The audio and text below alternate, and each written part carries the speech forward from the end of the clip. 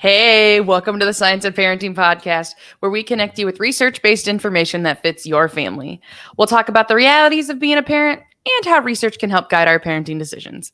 I'm Mackenzie Johnson, parent of two littles with their own quirks, and I'm a parenting educator. And I'm Lori Hayings, and I'm a parent of three in three different life stages, one in college, one launched, and one in high school, and I'm a parenting educator. And last week, we were able to talk about our continuation of Temperament, season 3. Yay! Hooray. Last week, we talked about sensitivity, and remember, this entire season, we are going to be talking about temperament. So we're 3 weeks in. I feel like I'm just as excited, and it's just taking too long to get through all of these temperament traits. She has so much to tell us. We have so much to tell us. We have so much to share. I'll say, and yes. I've got examples prepared as we think about these traits. I've got things to say. Especially this trait. We have some more extremes on this trait in our family. And so I'm like, I got examples from this. I love it. Well, so just a quick reminder about what temperament is and what it isn't before we start. So temperament is our predisposition to how we react. It's our inborn genetic tendency. It's with us from the very beginning of life. And think about it, our behavior actually goes way back to the beginning. Yeah. So how is this different from personality? Well, we like to think of temperament as that foundational layer, that first piece that's formed. And then everything else layers on top of it. So our personality forms on top of it. How our family interacts with us forms on top of it. Where we live, what environment we're from forms on top of it. And our age and development forms on top of it. But we start with temperament. It's always been there. And I love how Barb Dunn Swanson, our writer, has helped us to shape this conversation over the next several months. And she wants us to make sure that we remember all the time that our temperament is a gift. Yes. It is our unique gift to the world. So yeah, I love that. I do too. Well, and so this week we're diving into the second of the 9 temperament traits. Remember, we talked about Thomas and Chess's research, and then James Cameron and his colleagues at Kaiser Permanente studied thousands of kids and their temperament traits over 30 plus years. So we have lots of research backing up the conversation. And basically what they found is that everybody, kids included, adults, kids, babies, everybody has the same 9 traits. What varies is how much we get of each one. And so that's kind of what we're figuring out is, did our child and myself, did we get a lot of this trait or did we get a little? And so if you do need a quick refresher on that temperament stuff and the 9 traits, how you can figure out where your kid's temperament kind of falls on that, there's profiles as well as other tools available on our website, scienceofparenting.org, for all those temperament resources. But for now, this week, we get to talk about intensity. This might be my favorite trait. I love this one. I think we'll have a good time figuring out the difference between my intensity and Mackenzie's intensity. You might see it right now. I think so. Well, okay, so let's get started. Actually, what we're going to do is we're going to pull in research from several different temperament researchers, temperament gurus. These are people that have been involved in looking at temperament for a long time, and they are so willing to share with us. The cool thing is that over the last couple of months, we've actually been able to interview them and talk with them personally. And what we have seen across the board is they are passionate about you getting the information about temperament. And so, yes, do check out our resources on our website because they are sharing everything that they know about temperament. So, yes. And so a lot of the names that we are citing, from this research are people who are willing to talk with us and share their expertise, which we're like, everything they say feels like genius. Exactly. I totally agree. Totally agree. So we're going to start with intensity today. And what I want to do is share a quick definition from Sean McDevitt. And I kind of see him, I don't know if he sees himself this way, but I see him right now as kind of the gatekeeper of the temperament resources. He has a great website, and he invites other temperament researchers and clinicians and practitioners and those who are doing temperament counseling to share their researches. And so he defines intensity as that amount of energy exhibited in emotional expression. So that emotional expression that people can see, hear, and maybe feel from us. Mm-hmm. And then emotional intelligence author Daniel Goleman, he calls emotional intensity a major lifelong aspect of temperament that actually needs to be studied by professionals and clinicians so that it can be understood by parenting, as part of educating parents about their children. So that emotional intensity is really important part of educating us about parenting. And then, of course, Mary Sheedy Krasinka and her book, Raising Your Spirited Child, she explains that even in the hospital nursery, emotional intensity can be seen, and I would like to add heard, right? So that, we didn't teach that baby to be intense. They show up at the nursery and there they are. There's their intensity, whether it's a high intensity or a lower intensity. And so I love that reminder that it's there. It's always been there. It is inborn. And yes, along the way, we learn how to work with what we got. But in the meantime, it's always been there. So hearing that definition, how do you explain or define intensity in your own words? So I would say when I think of intensity, the word that always comes to mind for me is like raw. Like, and especially when I think of it in kids, even like up through teenagers. So like intensity, it's an experience of strong emotions. Like, and so the pattern of behavior is that strong experience. And so as I think of that intensity, it's like, sometimes we talk about the expression of it. And I think sometimes maybe what do I want to say? People who are less intense maybe see intense people as like, you're being so dramatic. But I think that like, it's a different experience to be really intense. It's not just that you're expressing it differently. It's also, you're feeling it intensely. So, but the word raw is that's the word that I'm like, in little kids, like, yeah. In adults, we might be intense, but we've learned some skills, like you said, along the way. In kids, it is raw. It's like full-blown intensity, strong emotional experiences. What about you? How would you say it? It's not even a word really that comes to mind. It's that it's a sound, and that sound is oof. And I'm like, that's, is it a loud rah, or is it a kind of, and that's to me intensity. And I remember a story I told one time. I was sharing about intensity, and I said, so if I were to knock this glass of orange juice, sticky orange juice, across the table and it splattered on some of you, what would we see and hear? And that to me, here I am speaking in word pictures, that to me is intensity. What do we see and hear if all of a sudden I spilled an entire glass of orange juice across the table at you and it spilled? Okay, the adult polite part of me would be like, but the intense part of me, if I'm not being polite because I'm around other adults, I've never correlated this before. I growl a little sometimes, like, ah! Like, and that is my intensity, like, ah. The growl, I love it. As you've heard me discuss in other episodes, I tend to be more highly intense. I have a lot of feelings, but so my instinct is like, ah. And like, okay, we'll clean it up and it's not that big of a deal. But the amount of my frustration is big. Like, ah! Yes. And it's in your gut. It's internal. You feel it. Yes. Yeah. So what about you? Well, okay. So mine wouldn't be as loud. My sound and my reaction, I wouldn't throw my chair back and jump up from the table. I would probably immediately take a deep breath and cover the crack, right? I was like, you'd respond like you just like cover the crack. I feel like I've heard you tell a story about one of your kids spilling something like on the bed. It was like somewhere where you really don't want to spill something, and they were like, oh, I spilled. And you're like, well, yeah, grab a towel. Like, Grab a towel. Oh, yes. Yes, it was milk. Yes, she oh, totally spilled her milk on the bed. And I was like, oh. oh, grab a towel. And I just think, yeah, grab a towel. That's what you need to do. It would have been like, oh.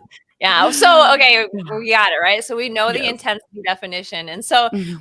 then what we like to do is think about, okay, this continuum. Mhm. We all have a certain amount of intensity. How much did we get? A little or a lot? You mentioned that. So again, looking at Mary's book for information, let's look at a child with higher intensity. So Mary refers to this fact that they have experience and emotion and sensations. They experience those things very deeply and powerfully. Can you relate? Mhm. Yeah. Yeah. Yeah. Yeah. It's a very deep and powerful emotion. She says their heart pounds and their adrenaline races, and literally they have physical reactions to their experiences. And the thing is when you have someone or a child that is higher intensity, we have to remember they aren't purposely being loud, for instance, to irritate you. They're loud because they actually really feel that much emotion and sensation. So Yes. it's at the very fingertips of their being. Their emotions are coming out. Absolutely. Okay, so I actually have one of my favorite stories to talk about with temperament intensity. So my significant other and I, my husband tends to be a lot more mild, and I tend to be a lot more intense. This is probably our biggest gap temperament-wise between the two of us. And so when we made our first vehicle purchase together after we were married, and about a couple weeks later, we're riding in the car, and I was like, so what do you think of the car? Are you glad we bought it? Was this a good choice? And so we're just kind of talking about it. My high intensity, right? Since we're talking about that first, I was like, this feature I like. And I think this, when we did this thing together, and I was, talking about all these things and this like excited and probably loud, if I'm honest. My natural volume is very loud. Like going through all those things, and my intensity was just like, this car, yeah, like great purchase. And so that's where I was at. My husband, on the other hand, is not. But I know we have like a 2.5, right? So research tidbit number 2 shared the high. Let's hear the low side of the continuum. So we'll hear the rest of the story in a moment. Everyone on the edge of their seat. So yes, intense temperament can mean a loud cry of pain or a loud cry of excitement. It's just that natural reaction. And one thing we haven't touched on yet is touch. And so their touch may not be intentionally rough or aggressive, but we have to think about it's literally their energy. Their energy is forcing their body, moving through their arms and legs. And think about like the lightsaber when it comes on room, right? So that's what's happening in their intent. Like that lightsaber is shooting out of, the handle, right? So yes. And I think of my daughter, actually, you saying that like physical. We joke about my daughter like tackling our littlest, like with a hug. Like it's a form of affection, and our infant does not feel like, he doesn't love a tackle, but it's a hug, but it's just like, I love you so much. Exactly. So, it's physical. Yeah. Yes. And there's no bad temperament. And so I think that's really important to remember. There is no bad temperament. There are times we're going to appreciate it more than others. That's just the way it is. Yes. Okay. So 2.5, right? So let's move to the other end of the continuum and consider the less intense temperament. We think about that calmer emotion, right? We'll just grab a towel. Okay. Yeah. In both happy or sad or angry moments. The reactions are just not as loud or as boisterous. And so they might not shout their expressions of happiness. Or, like you in the car, it's a special gift. I may not gush over the special gift that someone gave me. I might instead, smile quietly and tell you later how much I loved it. And so it's important to make sure that those with less intensity actually have a chance for their voice to be heard so they don't get lost in the crowd. You have to teach them to talk about their feelings, and especially when you realize that they may have a less intense temperament, it's important to not judge their less intense reaction as not finding appreciation or joy or thankfulness. Yeah. Okay, you There's that. saying that right before I finish this story is like almost calling me out a little bit. I'm sorry. No, it's okay. So the second part of that conversation with my significant other about our car purchase, I had gone on and gushed. That's a great word for what I was doing. I was gushing about why I like why I was happy with our choice. And so I was like, and what do you think? Like, are you happy? Or you think it was a good idea? Da da da. Yeah. Mhm. Literally, he was like, yeah. Yeah. And I was like, Yeah.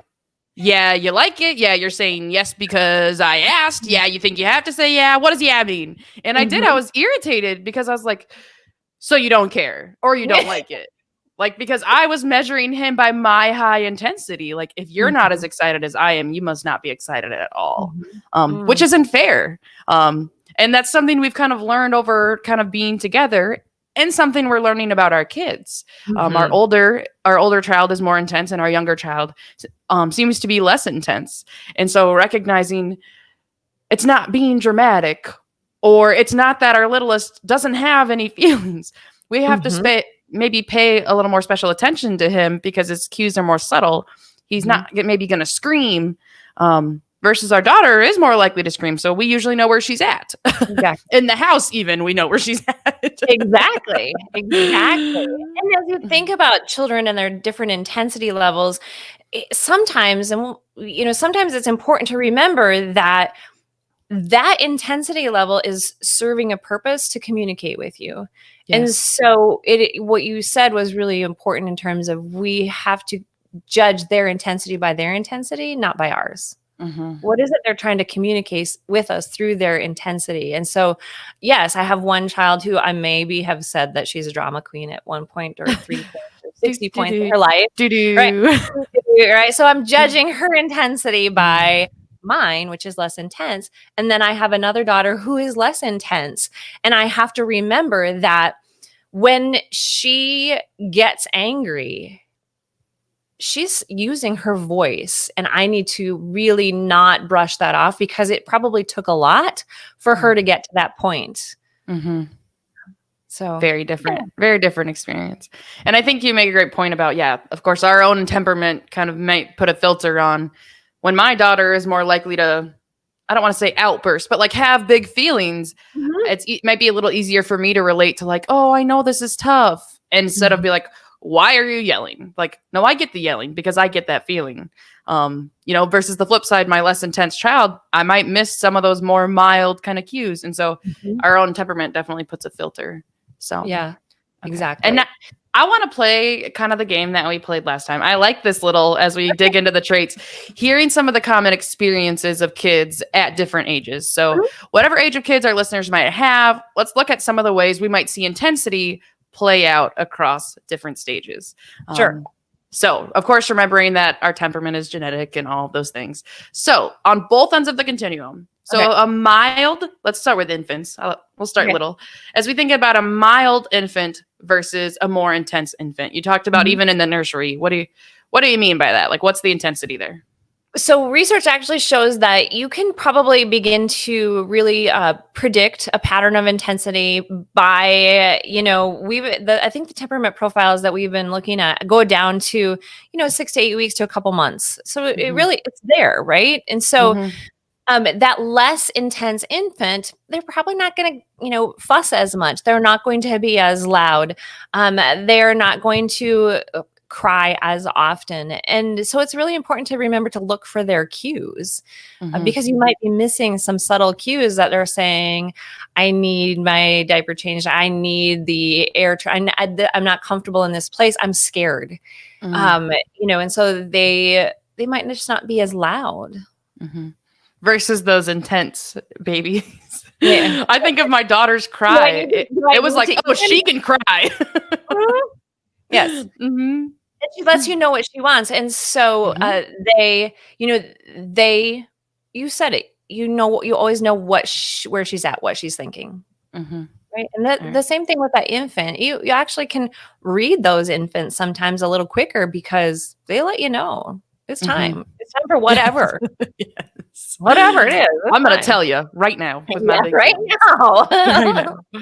All right, so moving up the kind of age range here, what about our toddlers? What's kind of a common for our mild toddlers, a common experience, but on opposite ends of the continuum for Okay, so toddlers? think about what is the big thing happening in their life, right? Toddlers are starting to be independent. They've learned to walk. Mhm. They can get to where they want to get.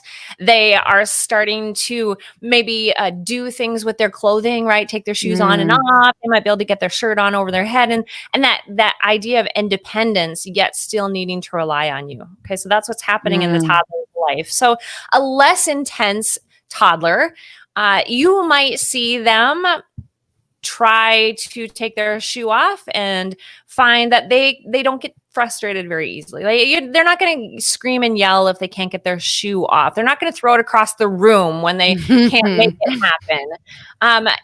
Again, that idea of you want to make sure that you're not missing their cues. You don't want them to get lost in the crowd. They might be, if they're in a childcare environment, they might be the child where you have to go, okay, now where did they go? Because I don't hear them. Okay. And Mm. so that's important for that less intense child to also have some special attention time, Mhm. because they're not going to be as demanding of your time and attention with their intensity level Mhm. So those versus more I was like, those more intense. versus again, think of their energy coming out of every pore of their being, right? So I can't get my shoe off. We see it. We may feel it. They may be kicking at us to get their shoe off. They may be kicking at kids around them to get their shoe off. They may, if they can't express their emotions through language, they may bite. That's Mm. a big thing that's happening in toddlerhood. And those intense toddlers bite. And yes, we have to understand that their emotions are coming out of their arms and legs and their mouth, and we can't change their intensity. So we really have to work with intense toddlers on what are some different ways that we can help them. We're going to talk about that later, but that's what that intense toddler Mhm. is trying to get a grasp on, is how do I keep these emotions from flying out my fingertip like a lightsaber turning on. Mm. Yes, that's great. Okay, so let's move kind of more into like the preschool and school age kids Okay. how's that intensity maybe play out with them? So less intense, again, those assets and liabilities, that less intense preschooler, that less intense school age child, they're probably actually going to be the child that more children want to play with, Mm. because they're not intense. They're not going to yell when things don't go their way. They're not going to kick and lash out if someone takes their toys or knocks down their block tower or is clicking their pencil incessantly. Okay, so their emotions, again, same as we've heard before, they're going to be the child that you need to kind of check in with. They Mhm. may not speak up when someone hurts them, when someone yells at them, when someone takes their toy. So we also need to help teach them to speak up for Mhm. themselves, to speak up when they've been hurt, or when they don't have, when they're questioning, speak up. We need to help them find words. Yes. So those more intense kids. So I think of like the word as you were describing that mild might be kind of the agreeable kids in Mhm. school and like with social relationships. And the more intense, okay, maybe feeling like the opposite word is like disagreeable. That's not what I mean.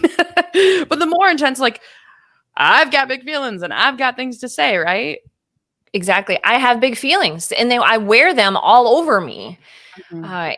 And so in a classroom or in a preschool room, sometimes those are the children that they might be the scapegoat in the classroom for misbehaviors that may or may not have anything to do with them.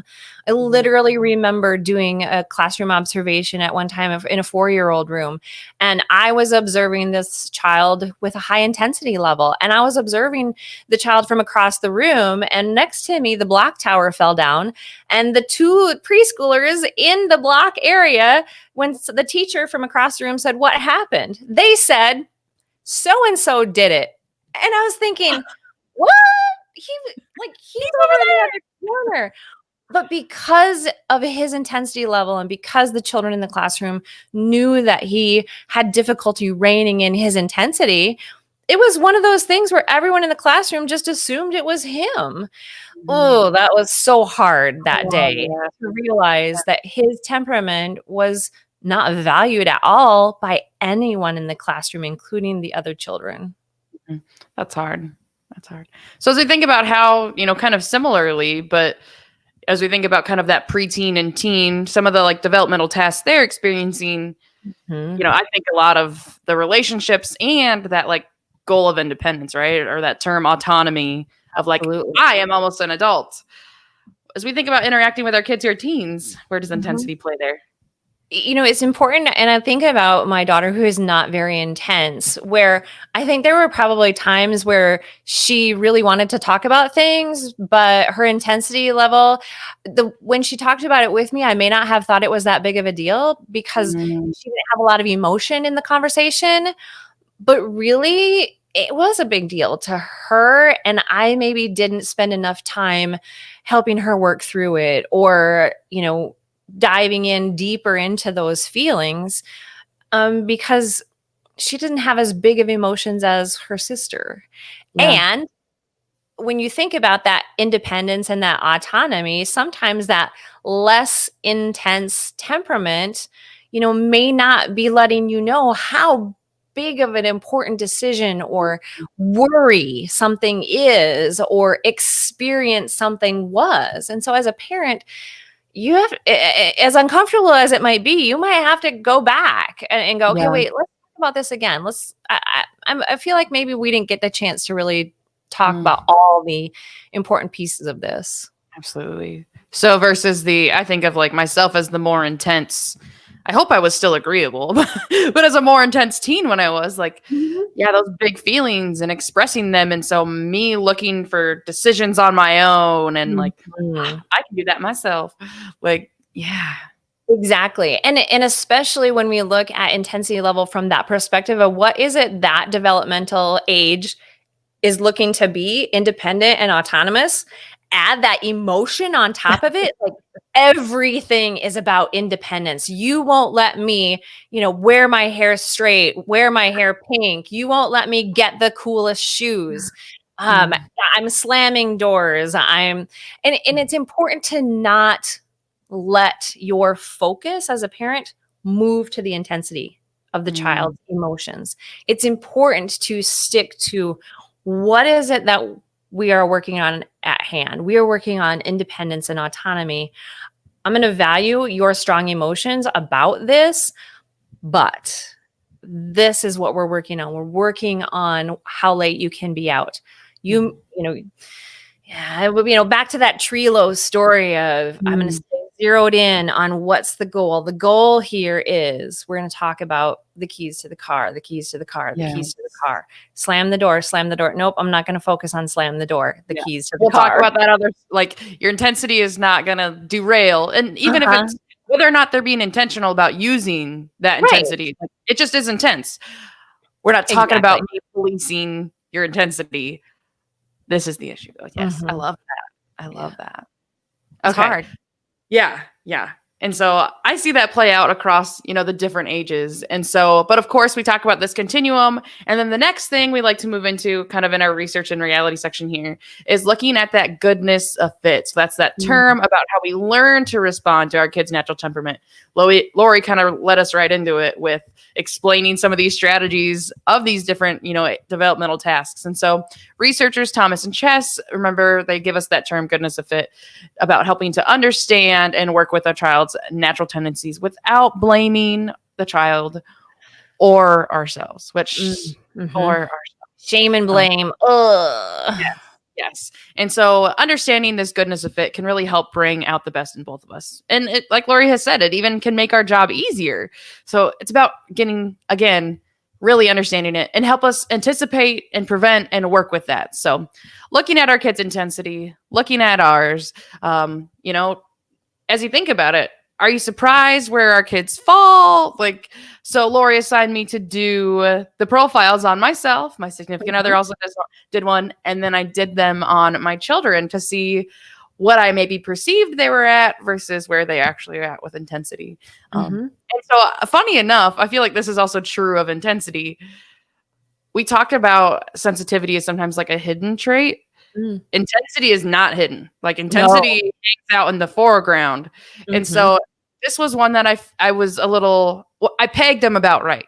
Like I Yes. pegged my daughter a little more intense and I pegged my son a little more mild. And everybody in our household kind of landed where I might have expected. So I'm Mhm. more intense, as is my daughter. My husband and my son are a little more mild there. So that wasn't as surprising, which I feel like is kind of fitting for this trait. Would you say? I do. And I think that one of the really important things when we look at children's temperament and our own temperament is you use two words, anticipate and prevent. Mm. When we see it on paper and when we think about what is our temperament and what is our child's, we begin to be able to anticipate their response, but we can also anticipate our response. Mhm. And when it comes to intensity, if you know, Mackenzie, that you are intense, you can begin to anticipate and then prevent both your loud emotion or, Yes. oomph, as well as your daughter's. And so I think that with intensity, yes, it is out there. And when we learn about our own intensity alongside our child's and that goodness of fit and finding that fit and allowing ourselves to anticipate both our reaction and theirs, ooh, it Mhm. makes a difference. It makes a Yeah. difference. Yes. And you're already heading right into kind of one of our last sections. Of course, we like to share the research with you of all those goodies, information that we had from these experts on temperament and on intensity. And then we always kind of like to wrap up with some strategies for you. So as we learn about temperament and exploring these things, it's like, okay, maybe you do a profile on your kids, or maybe just hearing it, you already know. Mhm. Exactly. And so we have a couple tips for you. Laura, do you want to kick us off? I'm going to say, and intensity. We've got a couple tips, right? Usually we We maybe do. share one strategy. We've got a No. couple here, so I'm excited to We share we those. we do. And I think that because what you said is intensities, it's out there. And people have probably been like, "Would you just get to the tips already? Can you like Like I already get it. I get it. I got it. I know where I'm falling. I know where my kids fall. You got to help me." Yeah. And so our goal, remember, is to appreciate what you got, appreciate what you gave them. Okay. Because we're working with those inborn traits. And so Helen Neville, she wrote a book called Temperament Tools, Working with Your Child's Inborn Traits. And she shares some interesting work around helping children learn to build their emotional intelligence. And remember, one of those research tidbits was from Daniel Goleman, and he is a researcher in emotional intelligence. And so Helen says, yeah, we got to help children learn how to build their own emotional intelligence. And it's Mhm. going to take years for children with intense emotions to be able to manage those intense emotions and strong feelings. I mean, it's taken us years to learn our own strategies and techniques, right? So she specifically talks about a couple of different things. And I want you to think about these in terms of, yes, they're important for the intense temperament, but they're also important for the non-intense or the less intense temperament.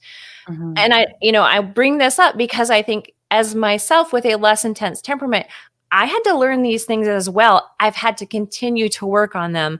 And you've probably heard me say, I get angry. I have these intense feelings. It Yes. just takes a while for that slow boil. Mhm. But when I do, y'all know I'm serious. Yeah, because it doesn't happen often. It doesn't. If Lori's upset like that, so, yeah, right? So when I talk about these emotional intelligence things from Helen, I want you to think about both the intense temperament as well as the less intense temperament. So she talks about the idea of being able to name feelings. What do we call that feeling? That feeling, we're going to name that feeling angry. We're going to name that feeling sad. And another step then is, once we've named that feeling, is to be able to find a way to calm down. I think we've alluded to that in season 1. We're going to allude to that again here in season 3. So we name the feeling, we find a way to calm down, and then we have to describe that feeling. And we might say something like, wow, I can see that you're mad because I can see the red crawling up your neck, or I can hear that you're mad because your voice is really loud right now. I heard you growl. I heard you growl, right? So I named it. I'm helping calm down with this calm, cool, collected voice. I'm going to describe what I'm seeing in you, and then I'm going to help you measure that. So that feels like a pretty big angry, doesn't it? Because you're growling. And what we're doing there is we're helping the child, we're helping the person begin to understand, that feeling that I'm feeling is anger. It's boiling down in my stomach and it's coming out my skin because my skin is fiery hot. And I'm growling and my voice is loud. So I'm beginning to understand through that conversation, through watching my adult take calm, cool, and collected measures. And then that's going to help me solve the problem. But here's the catch. You can't get all those steps in before they turn 24 months. And you can't get all those steps in before they turn 36 months, because the reality is they've only been on this earth 36 months. I've been on this earth a lot more months than that. And I still need to walk through those steps, naming that feeling, calming down, describing the feeling, measuring the feeling, understanding it, and solving it. I think literally before we started to record, wasn't I just telling my 15-year-old, it's okay to tell your friends you're angry. Describe why you're angry, how it made you angry, and then we can move on and enjoy the rest of your day together. I did just do those steps. I just literally did them right before we hit record. And I think the big takeaway that I hear in that is like, so much intensity is so much feeling, like figuring out what the feeling is and how much of it and how you know it, and so much of understanding that feeling more. And that's, I mean, you might think of it in little kids, but big kids too. Like, absolutely. Some of those more advanced feelings of like guilt, disappointment, anxiety. Don't say the word disappointment. What are other happy feeling words? But yes, so some of those things. So yes, we love that tip, looking at exploring those feelings, understanding them more. Okay. And then I want to bring in kind of our classic. This is why it's classic, is because it applies to about everything. Absolutely. Our second tip for intensity is stop, breathe, talk. Yes. It's our favorite for a reason. You know, it's really important. You know, I think of it often because of my intensity, like my big feelings. I need to stop, recognize my big feelings, take that breath, deep breaths to re-regulate my body and my nervous system, think about what I want, how I want this conversation and interaction to go, and then talk. We dive more into this trait. If you go back to season 1, I think it was episode 3, we talk more about stop, breathe, talk. So if you're new to our podcast, you can hear more about that in another episode. But basically that strategy is just what it sounds like. And so if you're intense, it kind of helps you get that intensity in check so you're prepared to move forward in a way you mean to, instead of letting that intensity run you. And move forward in a way you mean to. I love that. Yeah. And even if you're mild, like if you have a more mild intensity, stop, breathe, talk is valuable for you too, because while your stop might be, oh my gosh, these big feelings, your stop might be, okay, where do I want this to go? Like, and how do I need to express what's going on?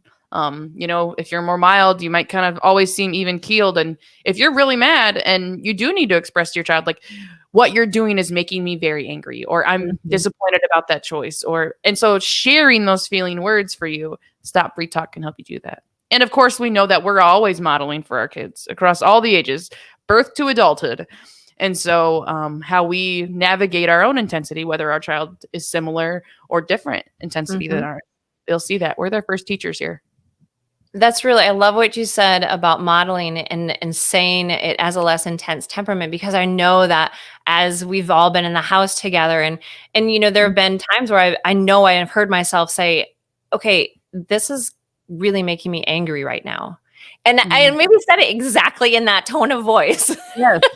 But I needed to let my children know I'm getting angry. And it may not be the same angry that you get, but what you are doing is starting to really, get me to that place of feeling where I don't want to blow up. I don't want to say things I don't mean. I don't want to go in a place where I don't want to be. You're making me angry. Mm-hmm. And we can express that. Stop free talk and help us express it in a way that's helpful to communication and skill building and all of those positive relationship things with our kids. Absolutely. Okay. And then I know you also have one more really great tip that I love. I do. And this is actually, I heard Mary Shidi Kersinga talk about these a long time ago. And they really were things that I did along the way as my children were growing up. And it's this idea of watching for cues and having pre-assigned calming activities. And so it's important to notice that once we've calmed ourselves, that's when we begin to take the time to teach, right? But sometimes we miss all those cues that led up to that volcanic eruption. I remember Mary doing a little demonstration with baking soda and vinegar. And what happens when those two come together? They explode, they bubble over the top. And then she did this. She had a second glass, clear glass with baking soda and vinegar. And she didn't have the baking soda in yet. And she put some cotton balls in the glass. And so the baking soda was in the glass, the cotton balls were in the glass, and she was going to pour the vinegar on top, right? And so your idea is, okay, well, the cotton balls are it's still going to bubble. It's still going to bubble. But the cotton balls, they didn't let it bubble over. And so what I'm going to give you are cotton balls. Okay. Yes. So these are cotton balls. Word picture. Word picture. You love a framework. I love word pictures. So first we need to begin to recognize cues. And we talked last week about observation. What are the cues that we're starting to get that vinegar and baking soda combination? Where's the bubbling happen? Do they become more flushed? Do they breathe more rapidly? Do we hear them begin? Do we hear the growl? Okay. Are they whining? And so children need to have us teach them what those cues are because they're feeling them. And so if we are beginning to notice their cues, we can say, I can tell that your voice is getting louder. How's your stomach feeling right now? Do you feel that bubbling in your stomach? Do you feel like you have a lot of energy right now and you need to just reach out and grab something? And so once we begin to recognize those cues, then Mary talks about calming activities. And she really talks about these calming activities in a way that can be repetitive. They can be repeated. We can do them ourselves. So it's these self-soothing ways that we can regulate ourselves. One of those involves that process of swallowing. And so if you've ever been really anxious, you might have noticed that, I took a big swallow. That's natural. And think about it, in utero, what do we know that babies do in utero? They suck their thumb. We've seen those on ultrasounds, right? We've seen images of babies sucking and swallowing is a natural way to calm and soothe. And so we might decide that we're going to take a child and get them a drink of water. Let's go find a glass of water, big drink of water, get that swallowing, that relaxation. We might offer them a straw to keep sucking, to keep swallowing. What do we do as adults? We sometimes chew on our nails, chew on the tops of pens. It's those things in our mouth, that swallowing, that repetitive motion. And this is where Lori gets to insert, what's the first thing we do to 1-year-olds when they turn 1? We take away their pacifiers. Anyway, yes. They're what? That's a whole different story. We're taking away those things that self-soothe them. But how are we going to then help them begin to soothe themselves? Other calming activities Mary talks about is using humor and imagination and thinking about stories and word pictures. And as we think about the other ways that we soothe ourselves, we might find ourselves moving back and forth in a rocking motion. We sway side to side. I still find myself doing that. Like, right? What happens when we hear a baby crying in the grocery store? We begin to sway, right? That instinct. Is there a way that we can teach a child who's intense to sway. If they can't sway, can they move their foot, wiggle their toes in their shoe back and forth? Can they twiddle their thumbs? Can they touch their fingertips rapidly back and forth? What can they do that doesn't interrupt anyone else, but it helps them begin to be in touch with their emotions inside of them? Yes, absolutely. And using that kind of physical, you talked about it's pouring out of their pores like a lightsaber, using that to get it out, like wiggling the fingers, toes, like using that physicality of their intensity. Exactly. In ways that it's appropriate for the situation that they're in. Yes. And I love, you shared this story before when you were talking about Millie needing to get her loud out, and she just needed to be loud. And what did you do? Let's go on the steps. You can yell out here. You found a place for her to be loud, right? Yes. And if she couldn't have been loud, could she have gotten a crayon and a piece of paper and scribbled hard? Right? This is how we scribble loud. We're going to color loudly, right? So is there a way for them to be able to use that emotion appropriately? Yes. And teaching those skills across the different, even like your intense teenager, like, okay, maybe the slamming doors is the thing for you that are like, we will not do that here. Like maybe that is your thing, is those slamming doors. Okay, when we're calmer later and we want to talk about it, okay, you're allowed to be mad about whatever we're talking about. Let's find another way that you can express that. Exactly. What are some ways that you can be mad instead of slamming the door? Because when you slam the door, the pictures fall off, the glass breaks, and you ruin my favorite picture of you.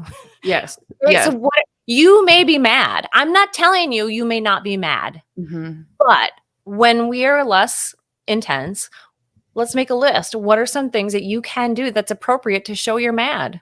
And I'm going to try, right? As the intense parent, I'm going to stop, breathe, talk so that my intensity does not turn into me raising my voice. So I'm also going to expect and help teach you ways that maybe your high intensity, like you may be mad, you may not yell at me. Like, and so these are the other things, and then helping them develop them. Absolutely. Exactly.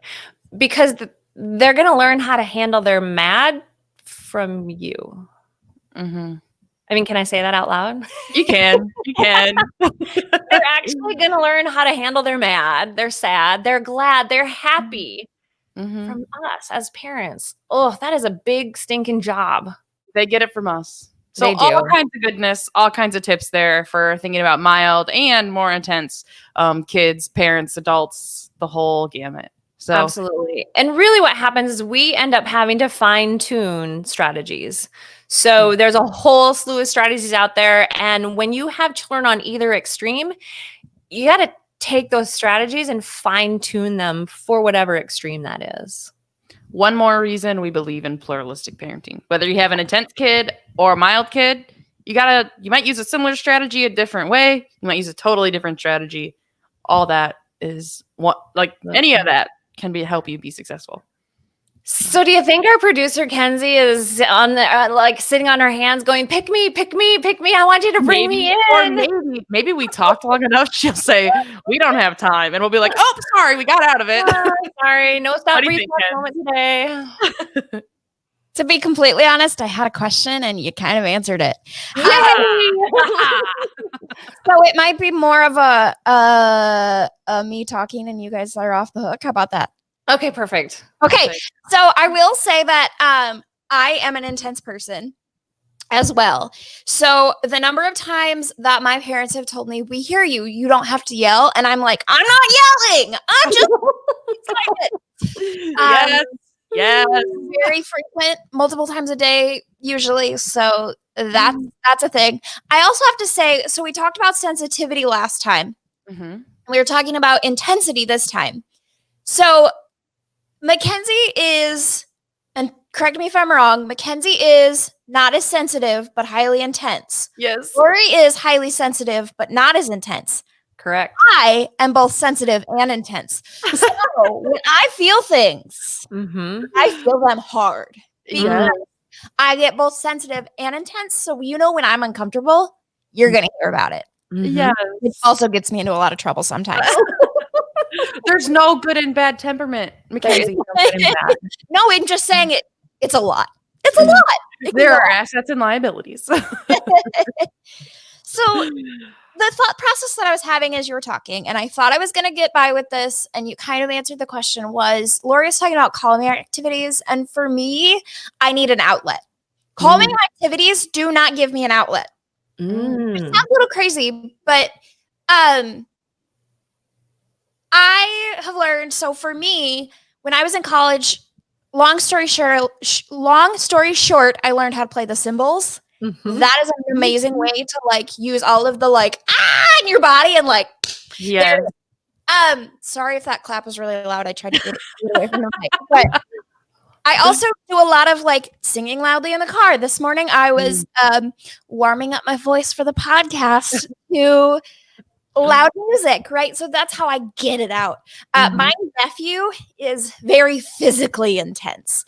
So he's like a bull in a china shop. He'll like hit you like that, and he'll be like, "Whoa, where'd that come from?" Right? So he's also pretty active, but what my sister and my brother-in-law have figured out is that Taekwondo has been really great for him. So he learned to get that out in appropriate ways. So I don't know if you have any other like, especially Mackenzie. I know you shared the story of your daughter yelling on the steps. That was what I was thinking of. But if you have any other things that you do to like get it out, you can share that. Otherwise, I'll just carry on my way and say that sometimes it's calming it. Sometimes it's an appropriate way to get it out. And that's how I feel when I have those intense feelings. Absolutely. And I think that is absolutely the case, that sometimes you need to get it out and sometimes calming.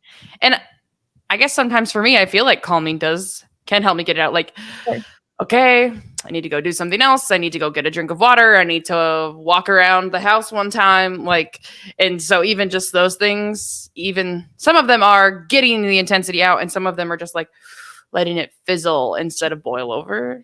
Ooh, word picture. Look at my word picture. Your word picture. And what you're talking about is that anticipation. So you are anticipating, you can anticipate this situation is going to be hard for my intense child because it's a long time for them to not be able to get it out.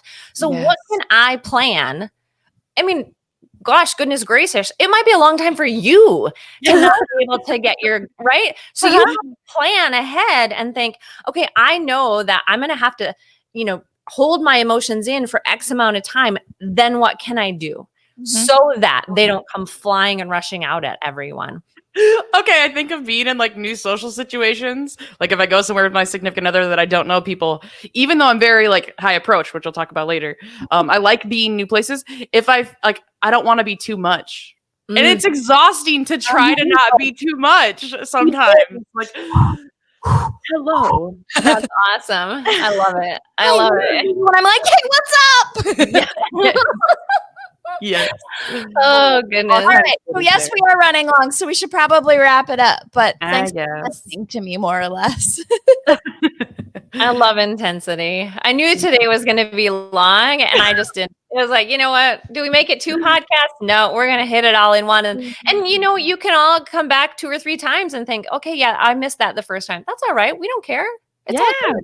Go for it. So yes, so we walked through intensity, understanding that definition of strong emotional expression and a strong emotional experience, understanding that continuum, right? What it looks like for a child or adult to be more intense versus that more mild, how that plays out across the different ages and stages.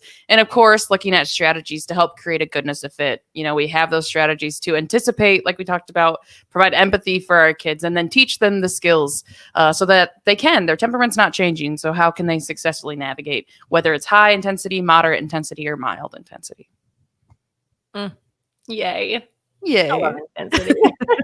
So thank you. Join us again next week. We have a lot more traits to cover in the up and coming months. So join us again. And we appreciate that you're listening, that you're downloading, that you're coming back and asking us questions. We are going to be answering some of those questions in future episodes. And so keep asking us. We love it. And remember to subscribe to our weekly audio podcasts on Apple, Spotify, or your favorite podcast app. You can watch us on Facebook each week. And oftentimes, several times, it just depends on when. You got to pay attention. We might come at you live on Facebook. Awesome. Well, hey guys, thanks for coming along with us as we tackle the ins and outs, the ups and downs, and the research and reality all around the science of parenting.